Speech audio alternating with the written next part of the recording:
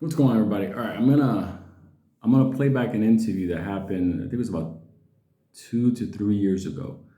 But it's gonna help you understand the value of XRP, of what it brings to the market. Why is it going to be worth more money? Okay, because once you listen to this, I'll explain on the other side. No, but I'll clarify. But just listen to this.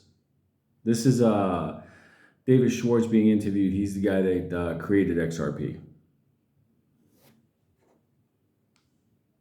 Talk to your CEO, Brad, fairly often, and he's made the case this is a way for banks to save money, use XRP as kind of a bridge currency. But I got to say, it doesn't seem to be happening. It seems every year this is kind of the promise, but we're not seeing a lot of adoption. What's going on there?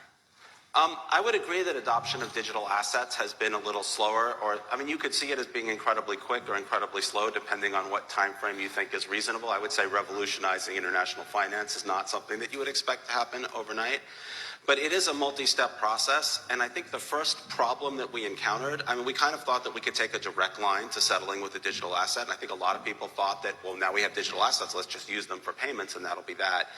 Part of the problem is that the payment systems are just not capable of supporting instantaneous settlement. So if you think about a payment system like SWIFT, where you just kind of push a payment message out, and you don't necessarily know the entire path, and you don't know the fees until later. You don't even know if the destination account even exists until sometime later when the payment is actually processed by the destination institution. There's no way that you could build instantaneous settlement into a system like that.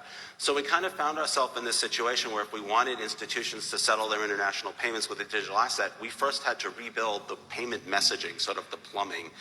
And we discovered something interesting on the way. What we discovered was that the existing plumbing was so bad, it dates back to batch computing days, that just improving that messaging was a product. That was something that banks and non-bank financial institutions would be interested in.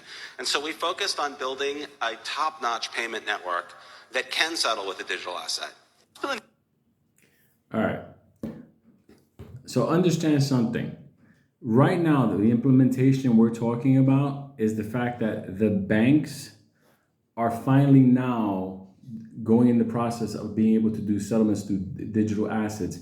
That's why BIS, the IMF, the Federal Reserve, everybody's getting online because the old system was archaic. It was horrible. Let me tell you something. Back in the 90s, that technology was still being used now.